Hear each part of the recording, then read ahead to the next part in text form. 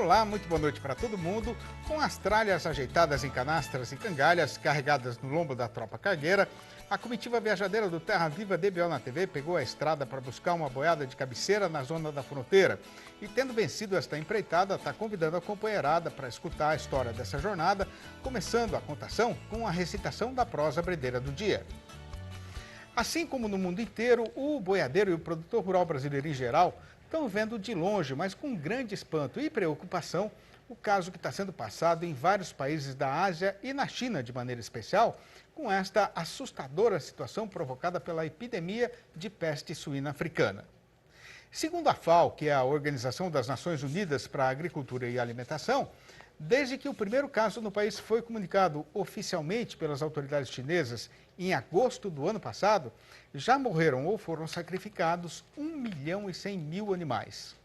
Somando com os outros países atingidos, o número sobe para nada menos que 3.600.000 cabeças. Com uma desgraça desse tamanho, né, a criação da China deve diminuir quase 20% este ano, caindo de 683.800.000 porcos e porcas em 2018 para 550 milhões agora.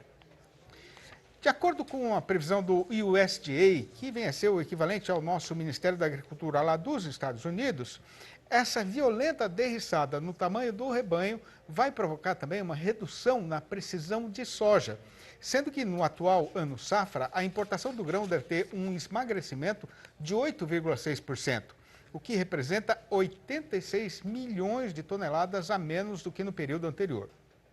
Outra questão muito complicada é que, conforme esses dados que foram juntados e organizados pelo pessoal da Scott Consultoria, o resultado disso tudo deve ser um corte de 10,3% na produção desta carne no gigante asiático, que é o maior produtor e o maior consumidor do produto no mundo. Na mesa da população, a redução no consumo deve ser de 9,2%, e uma boa parte disso, que aliás é muita coisa, né, vai ter de ser substituída por carne importada e não só de suíno.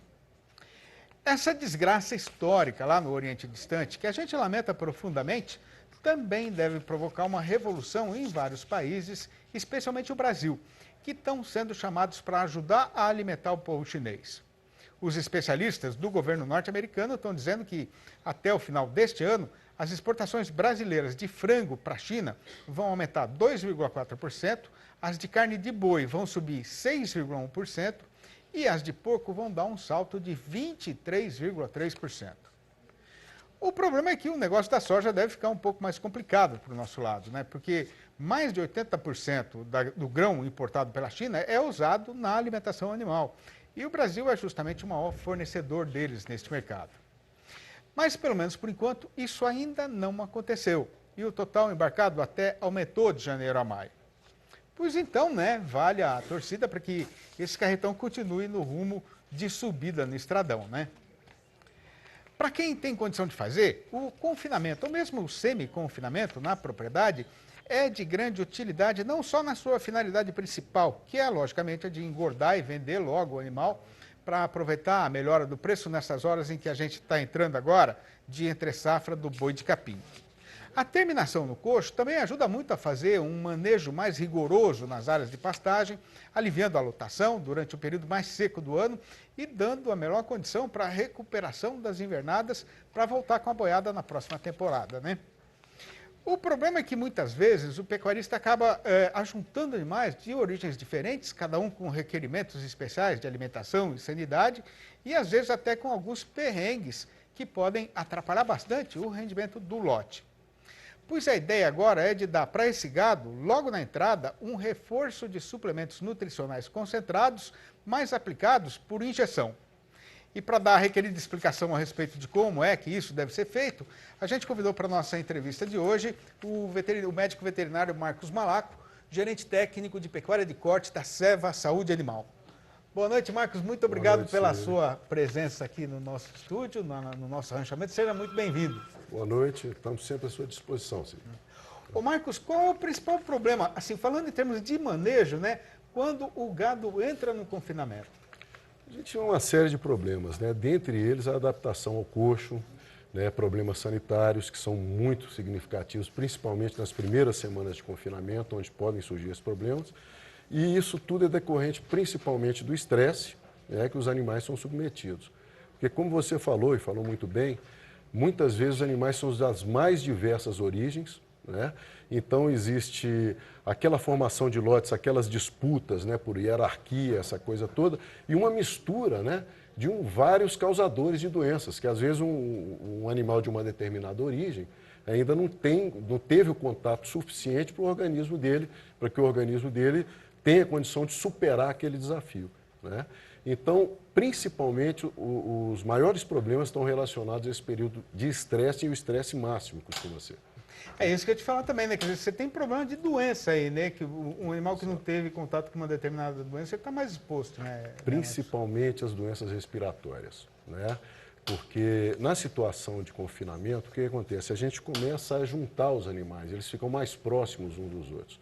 E esses patógenos, essas bactérias, esses micro-organismos causadores de doença respiratória, eles sobrevivem, né? Eles são naturais da mucosa respiratória superior.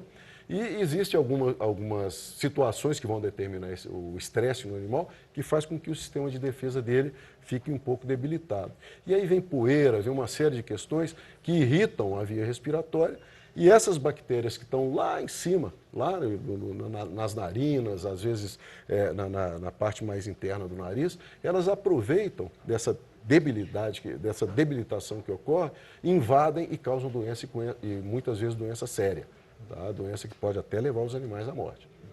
Ô Marcos, agora, um outro problema, logo na entrada do confinamento, né, é a adaptação do animal àquela nova dieta que ele vai ter ali no dia a dia no coxo, né? Uhum. O que pode acontecer enquanto ele se adapta ou não se adapta tão bem a essa nova ração? O principal problema é porque o confinamento tudo é novidade. O animal saiu de um manejo extensivo, onde ele estava em pastagem, aí ele passa agora a ocupar um espaço mais restrito, né? E tudo para ele é novidade, inclusive o que é fornecido no coxo para ele, né? E alguns animais não se adaptam.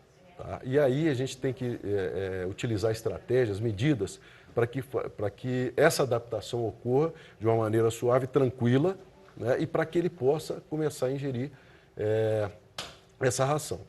E aí, então, entra esses suplementos nutricionais que são auxiliares na redução do estresse, que abrem apetite, que aceleram o metabolismo, né? Fazendo com que caia esse refúgio de coxo. Que venhamos, né? O refúgio de coxo é um prejuízo sério, né?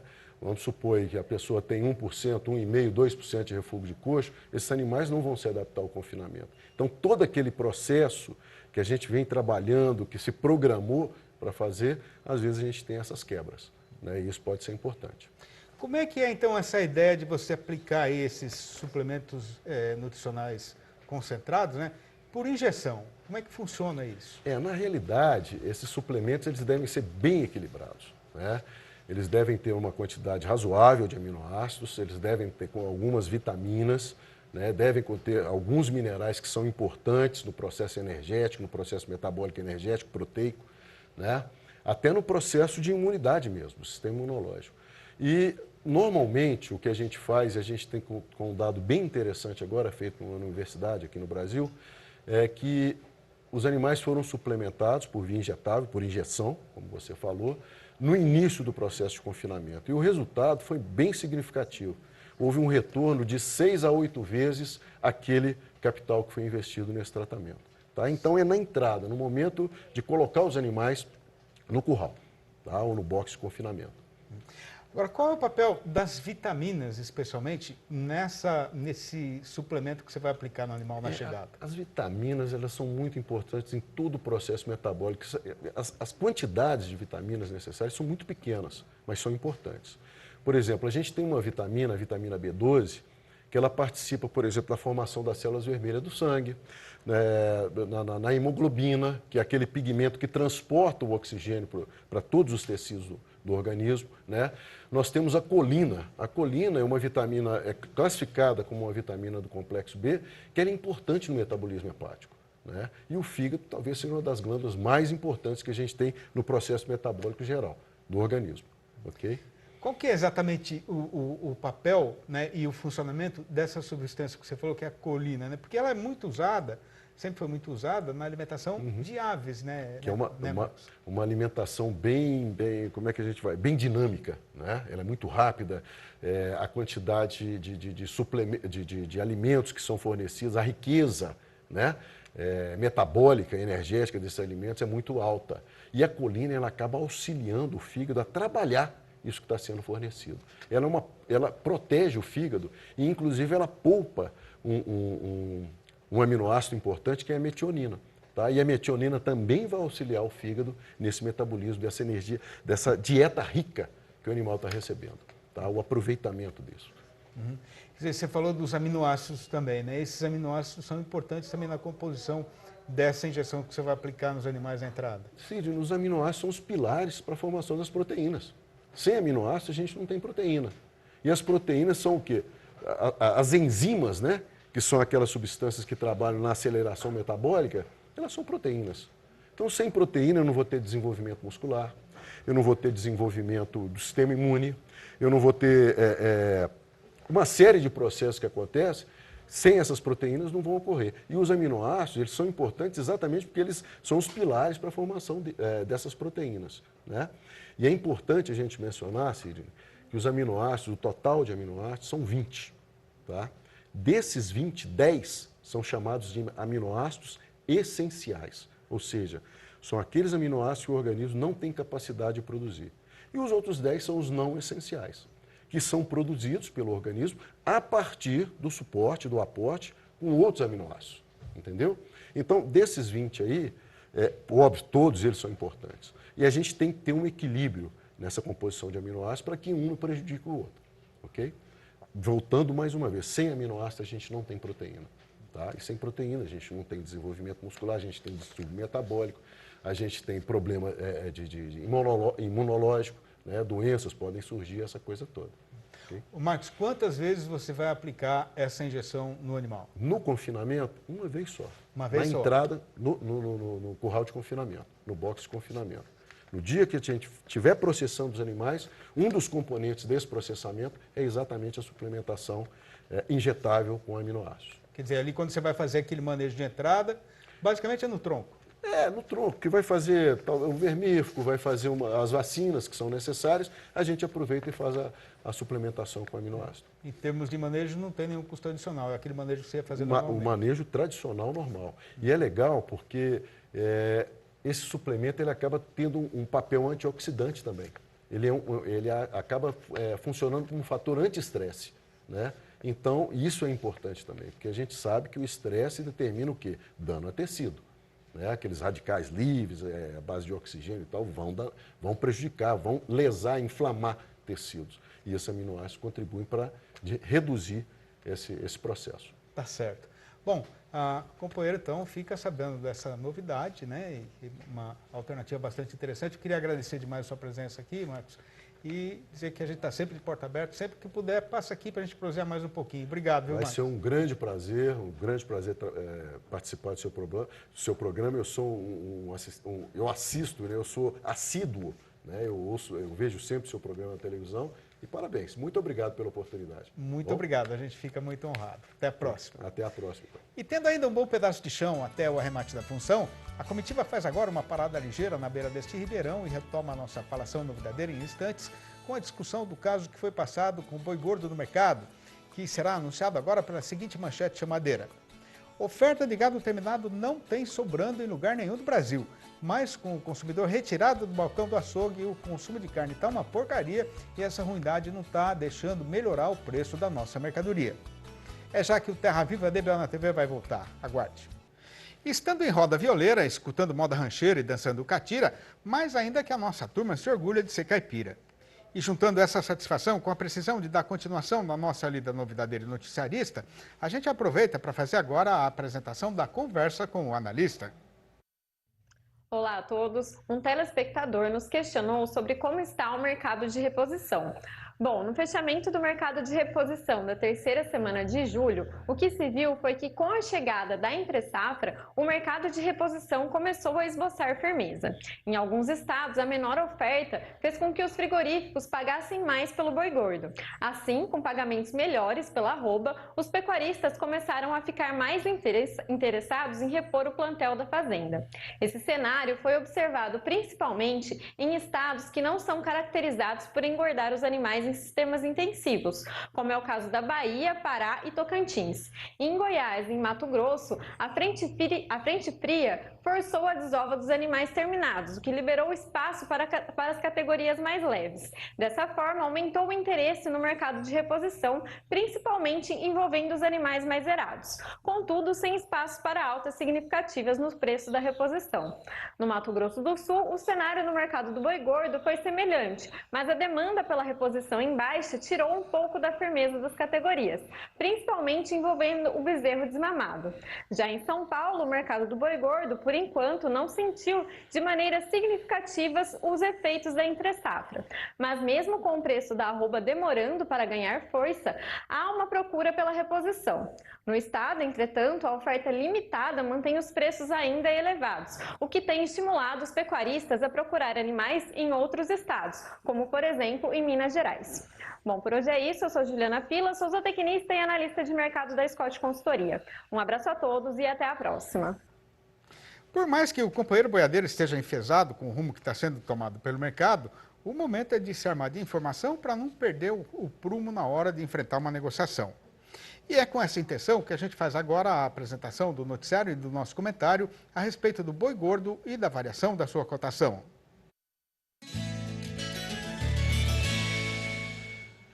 O companheiro boiadeiro já tem bem sabedência e está acostumado com as impertinências do tempo, que faz questão de contrariar o vivente, insistindo em querer ser mais ligeiro do que o cavalo-rei dos parelheiros, quando a gente quer que ele ande devagar. Mas faz exatamente o contrário, quando a precisão é de que ele saia de galopeada para atravessar logo a estrada. Pois então, o caso que tem para ser contado é que, faltando ainda uma semana inteira e mais um dia para fechar o mês, mais uma vez a nossa praça boiadeira padeceu de febre paradeira nesta terça-feira. Conforme até já é do conhecimento do amigo fazendeiro, a primeira parte da explicação para esta situação é que, com o avançamento do calendário, na algibeira do trabalhador brasileiro não tem mais nem o cheiro do dinheiro do último salário. E enquanto não sair o próximo pagamento, o acompanhamento para o arroz e o feijão de todo dia vai continuar sendo ovo e salada, porque agora até o frango está custando os olhos da cara, né? Enquanto isso, o dono do açougue, sozinho na porta do seu estabelecimento, espera a volta da freguesia, mas também não está comprando mais mercadoria, né? O resultado foi que, no mercado de carne por atacado, a câmara fria já mais para cheia do que para vazia, e o estoque só está aumentando conforme o tempo vai passando. Por seu lado, o comprador de gado, que é dor do encurtamento na oferta de boiada terminada, ainda está no trecho com o facão derriçador de preço na mão, querendo enganar o pecuarista e fingindo desconhecimento do rumo altista que o carretão deve tomar no estradão se o movimento no comércio varejista aumentar assim uma coisiquinha assim de nada, porque não vai ter boi na invernada para fazer o atendimento, né? Juntando tudo, no resumo do dia da Scott Consultoria, foram apuradas mudanças nas cotações só em 6 das 32 regiões pesquisadas no Brasil inteiro, sendo que a balança ficou perfeitamente equilibrada, com o registro de 3 aumentos e de 3 quedas. Começando então a recitação da relação pela melhor notícia, a gente registra que a lista das arribadas foi comandada pelo norte do Tocantins, onde a alta foi geral, com o boi indo para R$ 143,50 e a vaca para R$ 133,50, a prazo e já livre do fundo rural. Em Redenção do Pará, o macho subiu para R$ 141,00 e a fêmea para R$ 134,00. Em Dourados, no estado de Mato Grosso do Sul, o aumento foi só para a vaca, que pulou para R$ 133,00. Já no sudeste de Mato Grosso, aconteceu o contrário e o boi caiu para R$ 141,00. No Triângulo Mineiro, o macho foi derrubado para R$ 149,50 e a fêmea para R$ 137,00. E em Belo Horizonte, a capital das Minas Gerais, o boi piorou para R$ 148,00. Depois de tantas jornadas passadas, errante peregrino, eu ainda vou seguindo o meu destino de viajante sem nem saber mais se eu estou voltando ou se ainda estou indo. Nas tocaias do tempo traiçoeiro, dobrado no peso de tanto janeiro, eu sigo vivendo nessa lida cansado de ser enganado pela vida, buscando nas quebradas dessas estradas o remanso onde um dia eu hei de ter o meu descanso derradeiro. Esta é mais uma das 700 prosinhas que foram selecionadas para serem publicadas na minha série Versinhos de Caipira, formada por estes 3 livros que o amigo está vendo aí na fotografia, ilustrados com belos desenhos que contam um pouco da nossa lida e da nossa vida sertaneja. Se o companheiro ainda não leu e quiser saber como fazer para comprar um exemplar ou logo a coleção inteira, o trabalho que dá é só o de ligar para cá e pedir para me chamar no telefone 11 3131 3719. Repetindo, 11 3131 3719. Ou então mandar um e-mail para terravivadbl@tvterraviva.com.br. E chegando ao fim de mais uma jornada, a comitiva do Terra Viva DBL na TV se despede da companheirada e faz a retirada, deixando já a próxima empreitada combinada para amanhã, às 6h30 da manhã e às 7h30 da noite. Um abraço para todo mundo e até a vista então.